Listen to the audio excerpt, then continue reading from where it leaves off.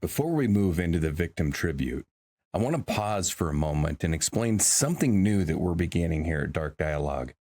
When we honor victims on this show, we're intentional about how we do it, not just in the words that we choose, but in the space we create. Moving forward, some of these tributes will be accompanied by original music, used not as background, but as part of the moment itself.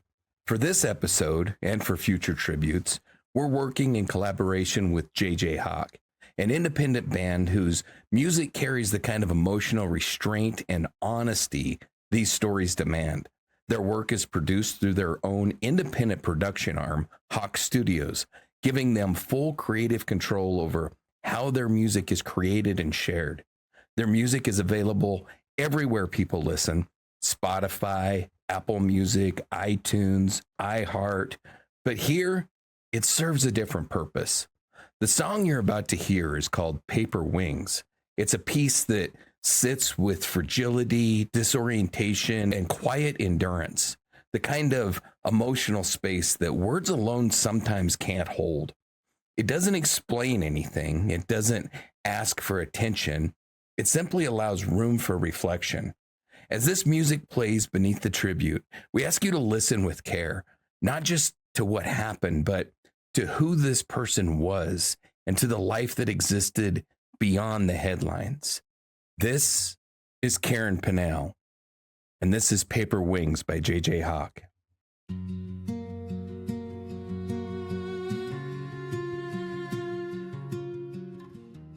Before we end this episode, we need to come back to Karen.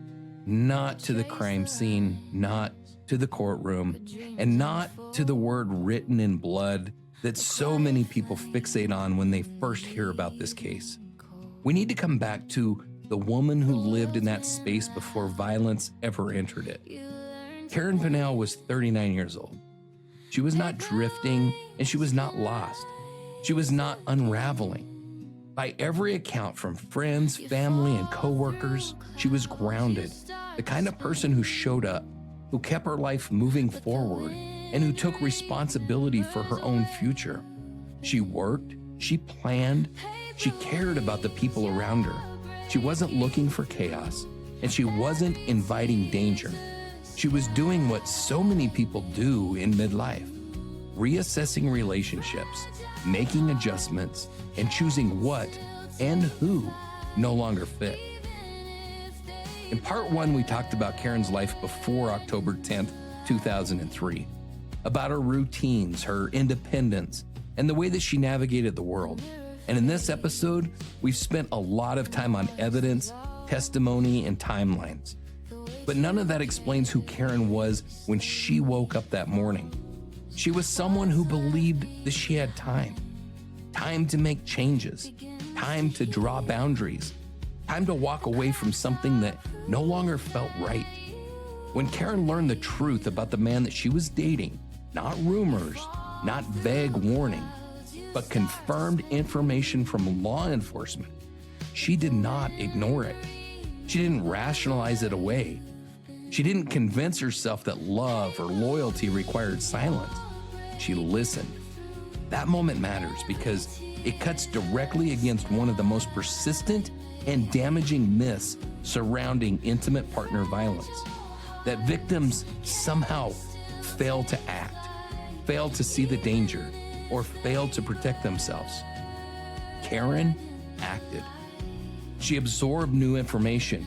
She talked to people that she trusted. She began pulling back. She was in the process of leaving, emotionally and practically. And that process is one of the most dangerous phases in an abusive relationship. That is not speculation. That is pattern. And Karen's story fits it with devastating precision. What happened to her was not the result of carelessness or bad judgment. It was the result of someone else refusing to let go of control. Her family was left to pick up what violence shattered. They had to endure a trial that dissected Karen's final moments in graphic and clinical terms. Wounds counted, movements debated, blood analyzed. Not because it honored her, but because the system demands proof. And through that process, They did what families in these cases are forced to do: hold on to the memory of who Karen was while listening to strangers describe how she died. Her stepmother and her brother spoke not about anger, but about loss, about the horror of knowing Karen spent her final moments alone, in fear and in pain, and the impossibility of reconciling a life built over decades with a death that came in minutes. They wanted Karen remembered not as evidence, but as a person. That's what we owe her here. Karen was not defined by a single night. She was defined by years of relationships, work, laughter, plans, and quiet moments that never make it into police reports. She was someone who deserved to be safe in her own home, not just in theory, but in reality. She deserved the chance to finish the life that she was actively building. When we tell this story, especially one so visually striking and emotionally charged, we have to resist the pull of spectacle. The bloodstain analysis, the stage message, the courtroom drama, those details matter, but they are not the point. Karen is the point. She is not a cautionary tale. She is not a forensic puzzle. She is not a name written on a wall. She was a woman who trusted, learned, reassessed, and tried to protect herself.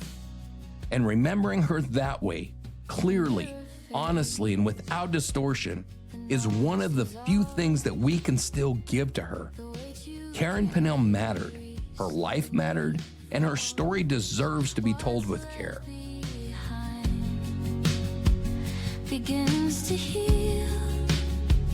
The cracks are proof that you are real.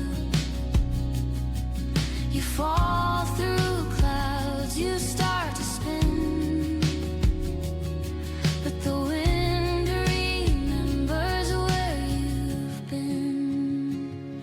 Paper wings, you're breaking through.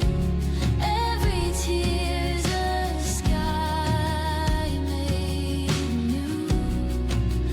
Fragile hearts can still take flight, even if they burn in the light.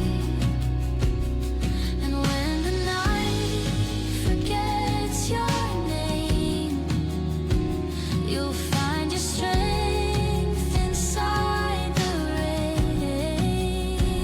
You're not the loss you've overcome. Your every dawn becoming one. Paper wings unfold, begin. You're not falling, you're learning to win. Even if you drift alone, you still fly your